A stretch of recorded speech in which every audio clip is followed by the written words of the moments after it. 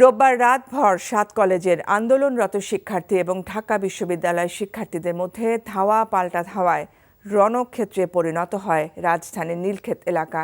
উভয় পক্ষের মারমুখী অবস্থানে প্রায় সারা রাতই উত্তেজনায় কাটান সেখানকার বাসিন্দারা। টিয়ার শেল ও সাউন্ড গ্রেনেড নিক্ষেপ করেও পরিস্থিতি শান্ত করতে পারেনি পুলিশ। নিয়োজিত করা হয় বিজিবি সদস্যদের। পরে ভোর রাতে পরিস্থিতি শান্ত হয়। এ ঘটনায় বেশ কয়েকজন শিক্ষার্থী আহত হয়। এদিকে ৭ কলেজের আন্দোলনরত শিক্ষার্থীরা আজ ঢাকায় ব্লকেট কর্মসূচি পালনের ঘোষণা দিয়েছেন। তামজিদ সুমনের রিপোর্ট। রোববার সন্ধ্যার পর থেকেই ঢাকা কলেজ ও নীলক্ষেত এলাকায় উত্তেজনা বিরাজ করে। রাত যতই বাড়ে উত্তেজনার পারদও উপরে ওঠে। ঘটনার রেশ বাড়তে বাড়তে রাত 10টার পর শুরু হয় দুপক্ষের ধাওয়া পাল্টা ধাওয়া।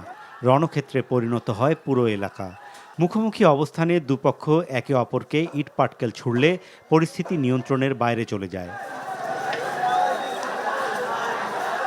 শিক্ষার্থীরা রাস্তায় আগুন ধরিয়ে বিক্ষোভ করতে শুরু করলে পুলিশ পরিস্থিতি নিয়ন্ত্রণে টিয়ার সেল ও সাউন্ড গ্রেনেড নিক্ষেপ করে। তাতেও পরিস্থিতি নিয়ন্ত্রণে না এলে দুপক্ষের মাঝামাঝি অবস্থান নেয় পুলিশ। এক পর্যায়ে পুলিশের সাথে ৭ কলেজের শিক্ষার্থীদের থেমে থেমে ধাওয়া আর পাল্টা ধাওয়ার ঘটনা ঘটে। এতে বেশ কয়েকজন শিক্ষার্থী আহত হন। শিক্ষার্থীরা বলছে ৭ কলেজের শিক্ষার্থীদের সাথে ঢাকা বিশ্ববিদ্যালয়ের প্রভিসির দুর্ব্যবহারকে কেন্দ্র করে এই ঘটনার সূত্রপাত। ৭ কলেজের শিক্ষার্থীদের অভিযোগ, ঢাকা বিশ্ববিদ্যালয়ের উপাচার্য দাবি না শুনে তাদের সাথে দুর্ব্যবহার করেছেন।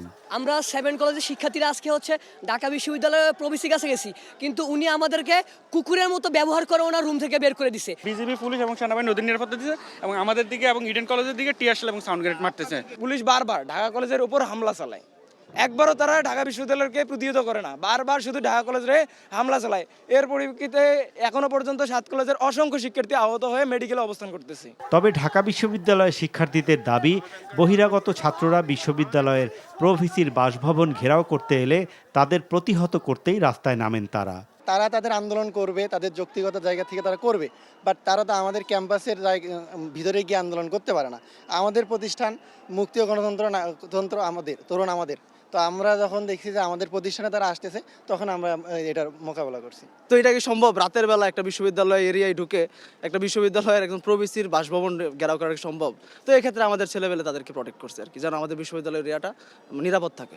আন্দোলনরত ৭ কলেজের শিক্ষার্থীরা বলছেন ৫ দফা দাবি পূরণ ও প্রভিসি ক্ষমা না চাওয়া পর্যন্ত তারা আন্দোলন চালিয়ে যাবেন।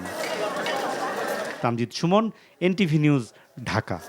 ২৫০টিরও বেশি ডিজাইন অপশন নিয়ে ওয়ালটন স্মার্ট ফ্রিজ, বোঝে আপনার প্রয়োজন।